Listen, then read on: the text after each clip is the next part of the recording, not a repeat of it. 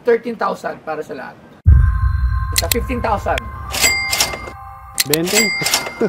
16,000. 17,000. 20 mo na. 18,000. 20 mo na, sir. 18,500.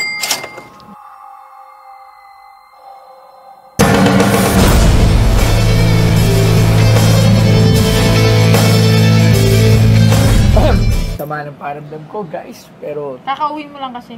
kakauwi ko lang, galing ako ng Russia. Ay, good morning, sir. Good morning. Pasensya na po at late na. Okay lang po. Sama ang pakiramdam, sir. Ako sa pakiramdam. Ed Mesa. Umaga. Magandang umaga po. Enjoy. Pwede po ba lagay po muna natin ito dito para po magkaintindihan po tayo? Ayan. Yan, magandang umaga. Ano po pala niyo, sir? Ed Mesa, sir. Edwardson Mesa. Eduardo Mesa. Oo. Si Madam. Jen Mesa. Mag-asawa. Asawa. Tagasan po kayo? Makati. Makati. Sige po, tingnan na po natin yung dala niyo para sa amin. Ano ba yan? Documents lang ng tatay ko nung World War II. Documents. Maganda yan.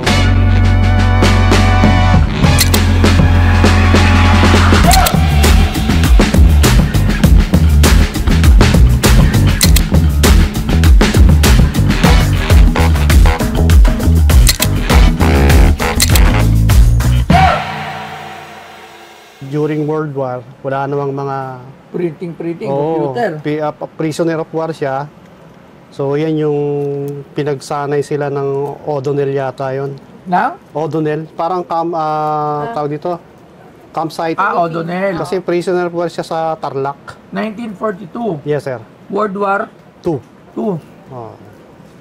So, yan yung mga documents na naiwan niya. Kasi nung nakikita ka sa vlog, sa YouTube, yun, sabi ko baka pwede. Baka may value. So, sa lolo mo to? Tatay ko po. Papa mo, daddy mo. Pinanganak siya ng 1919, inabutan niya yung World War II. Tapos, sundalo rin siya? Sundalo, retired na ano. Tapos, ayan, pwede po. Tignan natin. Yan yung Japanese, ano. Para certificate of graduation. Yes, sir. Ito ay nagpapatunay na si Isidro Mesa ay siyang nakatapos ng unang bahagi ng instruction cultural sa pamamagitan ng O'Donnell Education Corps na nagtatag ng Imperial Japanese Forces sa Pilipinas. At isabi siya ito yung binigay ng sertipiko ng graduation. Wait, hindi ko na-gets. Imperial Japanese Forces in the Philippines. So it means Ano siya, tinuruan sila ng mga Hapon. Hapon. Hindi ba kalaban natin ng Hapon noon? Nasakop na sir tayo nung Hapon noong 1942 eh. So, okay. nagkaroon sila ng training na ano, na Sorry, yan wala kasi ako, mahina, hindi ko masyado. Hindi ako maano sa history. So, hindi sa World War World War II. Alam ko lang yung mga Bataan Death March, yung mga ganun. So, ito pala. Doon sa parang mga 20,000 na Pinoy na na-captured nung war, sila lang yung mga nabuhay. Okay, so prisoner of war siya. Prisoner of war. Tapos, dumaan siya ng training under ng Japan. yes, Japanese sir. forces. Yes, sir. Nung gumraduate siya, ano na nangyari dito? Wala, sir. Parang ano lang, na hindi sila pwedeng magsalita. May mga oath-taking siyang ginawa. Na hindi siya pwedeng magsalita against Japanese, hindi siya pwedeng magalit, hindi siya pwedeng mag-udyok ng mga rari-rari. Alsa, yung mga alsa, yan. mag-alsa. Alfonso Arellano, ano naman ito yung, yung parang reward nila nung nabuhay sila nung gera. Ayun, Isidro Mesa, parang appreciation or parang ganun. Apo. Ayan, meron siyang dito. Tapos mga Bill of Rights nila na hindi ko alam na meron palang pag namatay isang tao, meron matatanggap na 3,000. Kasi late ko na nakita nung namatay na siya. So nakuha to ng papa mo kaya? Hindi ko alam. Kasi baka pwede natin ito makuha dito. 3,000 dito. Magkano na 3,000? Pero dati laki ng laki na. Kung 3,000 ang year na to, ang inflation nito siguro ngayon, sa tansya ko siguro baka nasa ano to. 3,000 pesos ba to? Malalaman niya ng expert, hindi tayo yun. So, tapos from then, yung natapos na ngayong gera, eto na, nag-claim na siya nung his monthly salary. Nag-claim na siya dun sa US. Ano to? Magkano? 4.45. 4 pesos and 43 centavos. Ang? Yung parang yung insurance yan eh. Meron pa siya sa loob ng mga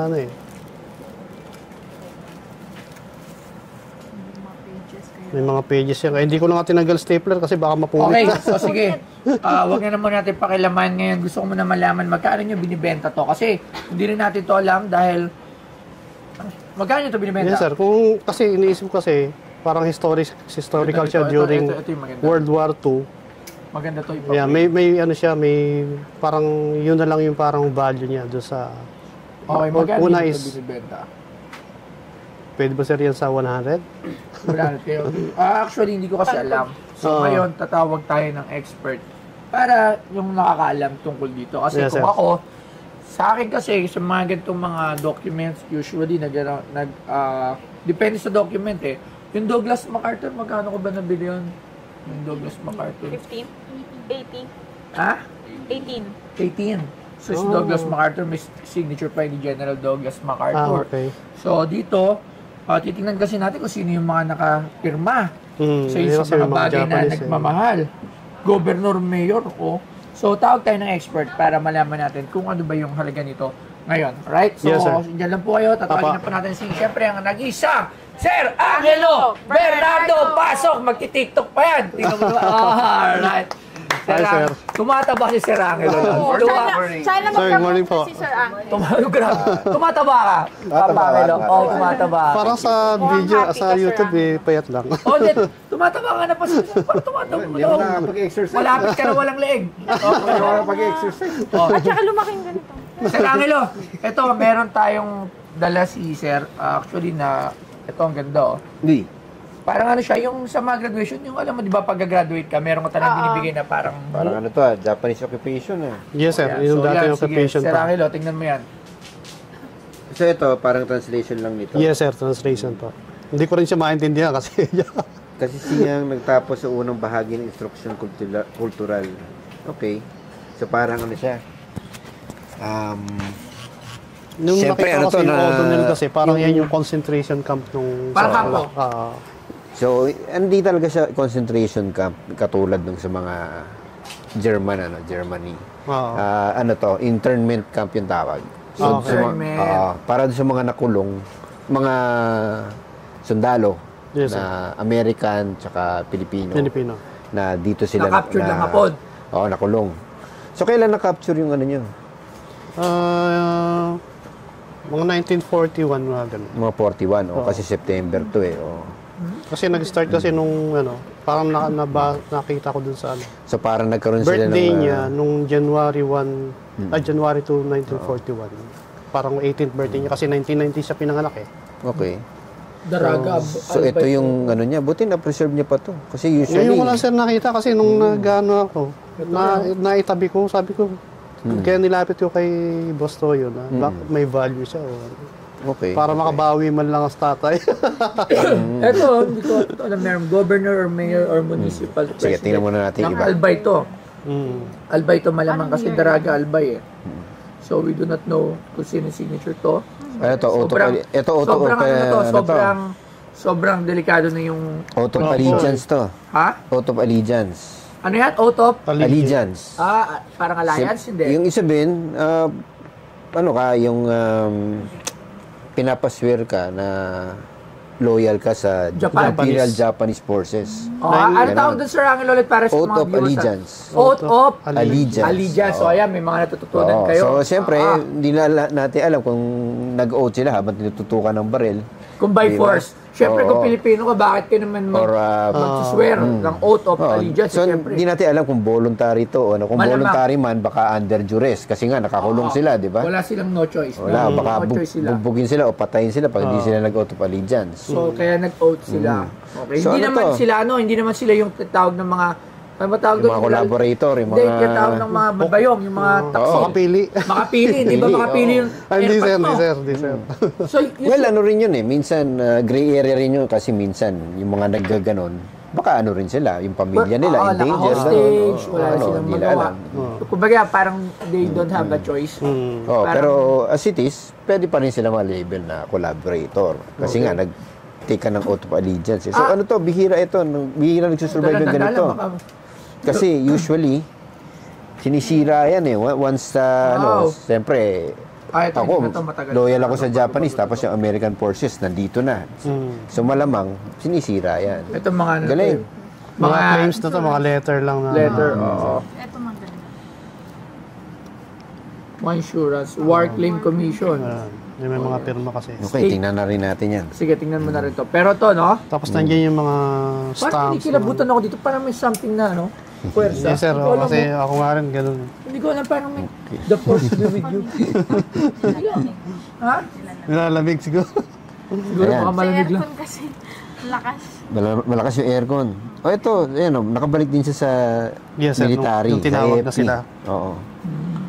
Cub Murphy. So after ng World War, nakabalik siya ulit, na-reinstate siya Na-reinstate siya. Dadaan mo naman yung ako. Hindi, ginanong ko nga eh. Sandaan Parang lang. Dadaan mo naman yung ilan. Nagulat ako Okay. yung ilan mo. Hindi, ginanong ko nga eh. Parang Tapos ito yung nag-apply na sila ng war claims. Mm-mm. Sayang. Okay. Yung condition, no? Sige, Ganda so, to, eh. McCarthy. Sobrang ano na nung condition niya. parang familiar to si Edward McCarthy Hindi na sir kasing na ano na Ay, War Claims ano pangalan Commission. nito? Hindi nga natin mabasa. Hindi, yan din yun.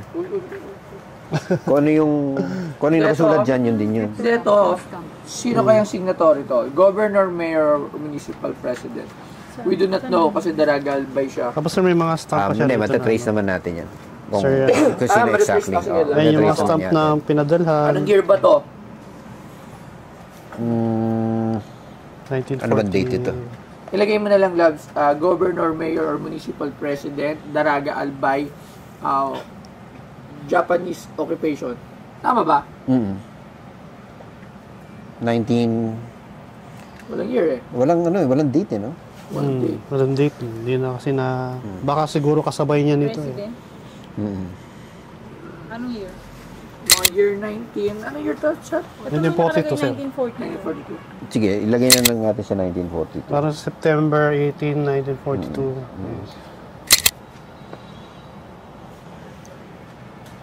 Ang ganda nito. Actually, personally, ngayon lang ako nakakita nito. So, what do you think, Sir Angelo? I think so. I think so. What do you think of this? What you think Maganda is ba you siyang think. ilagay?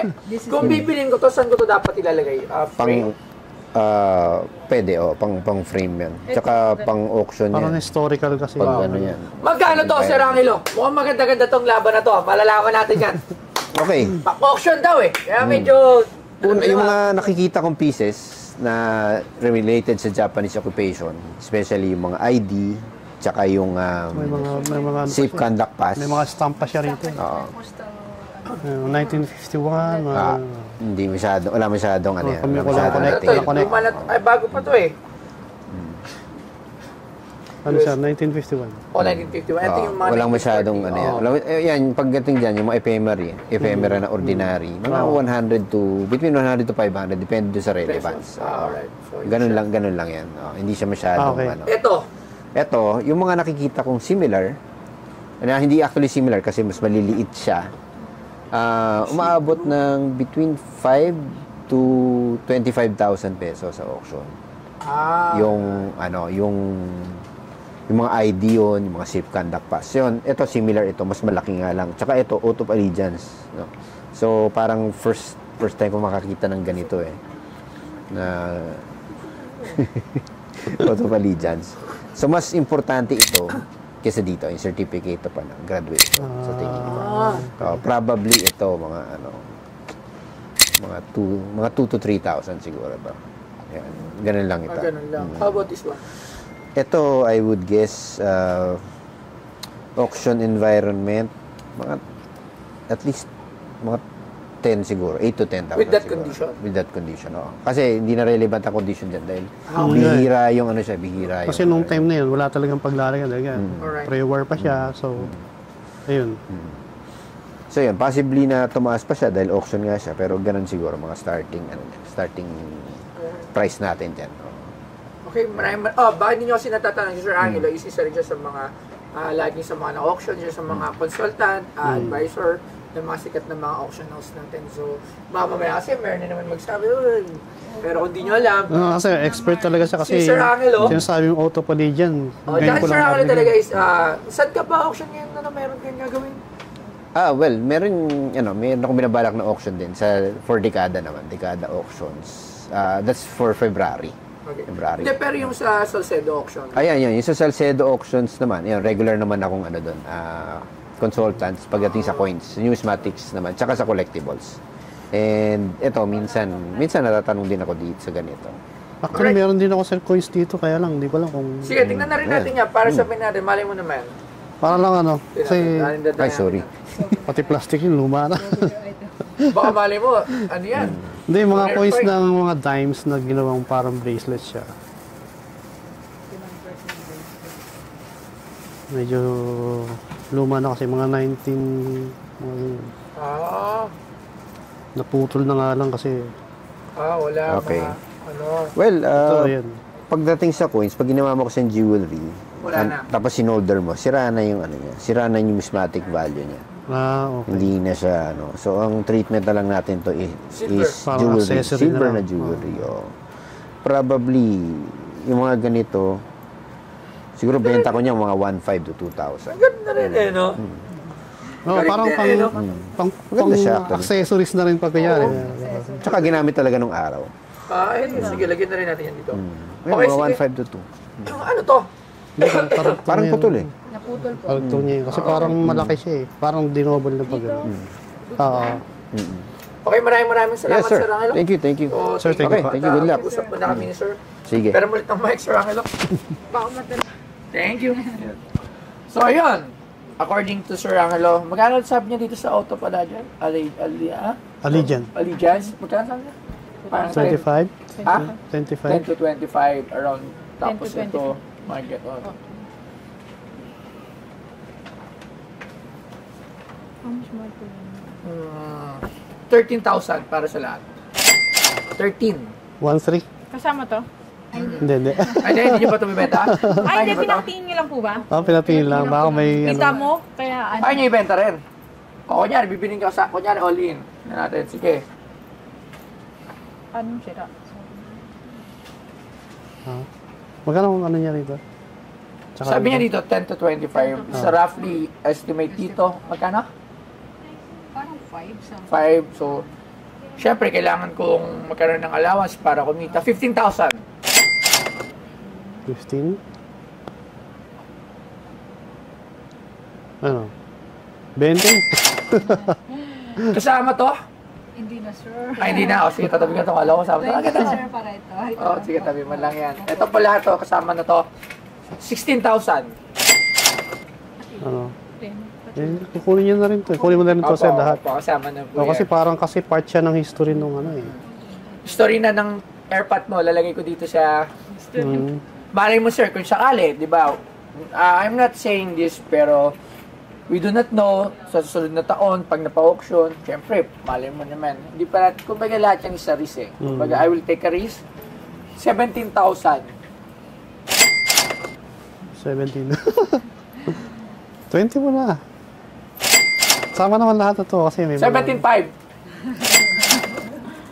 Hindi mo bulong si Ma'am Joy eh. Ano, bulong ka ba? Hindi interesado. Mas kailangan ka bumulong. Wala nun lang. Sasabi mo na yung mga presyo eh. Ano sabi mo? Pero ikaw, magkano ka talaga dyan? Hindi ako maano. Ano, hindi ka maano? Ano, ba't parang ang bait-bait mo ngayon? Oh, ilang, magkano Ikaw ka na dyan? mag-adjust, ma'am. Okay, magkano sagad? Bulong! Oh, kita mo, ano sasabihin ko? Pag sagad daw, magkano? 15 sagad. O, gusto niyo pa ng Ma'am Joy bulong. naman, oh. 15 niya nga binibigay. 18,000. 20 mo na, sir. 20 18 na. hindi kasama yung folder na rin. Ha? Hindi, okay yung kasama yun lahat. 20 mo na, sir, para may Folder ano. lang. I-ano ni Sir yan, i-compile. Kasi pa ito yung history kasi niyan. From pre-war to allegiance. Tapos yung claims ng mga nung veteran siya from America. Tapos andyan yung mga stamps. I-file mo na dito papay. Mga stamps na kasama. Kung paano nagkaroon ng transition yung history ng from free war to Kailangan ko rin Frames. kasi hindi tayo sure eh. Sabi mga 10 to 25 sa auction na yon ha. Auction, so it means yung 10 to 25 na sinabi ni Sir Angelo, Ganun malamang yun. baka that will be the max, baka 25. Pero we do not know yet. Kakat pa ang auction house doon ng mga ilang percent. mm, 18.5. Ako, natutuwa lang ako dun sa item. Kasi something na luma. Oo, tsaka ano, sinisearch ko pa nga. 85? hinahanap ko to eh. 18.5. Ikaw ngayon si Joy. Kahit tumawad naman kayo, fix. Tumawad naman kayo, 18.5. Kayo na sir, dalawa. Deal na kayo. Oh, 19 mo na, sir. Hindi, Ala? 18.5? 18.5? Oh, sige. Ano lang? ikaw bala. Ito, J din kasi ito eh. Joy, Jin, Joy. Masunurin kasi ako, miss, pero okay lang ulit natin na yun. No, ito. Ha? Gusto mo? Maano sa yung history. Yung history lang ang inaano ko kasi from all the war, prisoner of war, parang siya na lang yung merong ganito. 19,000. Ma'am, Sir. maraming salamat po. Thank you so much. Punta na lang po sa office para po dito. At meron na tayo, oath of, Allegiance. yun na yun. Sorry na yun. Oath of, yun. Alright. Story to mamen. Gang. Oh, yun po, nagkasundo kami ni Boss Toyo dun sa presyo. Kasi ang habol ko doon yung history ng from World War II to claims nung mga documents. So, salamat po Pinoy Pawn Star and salamat kay Boss Toyo.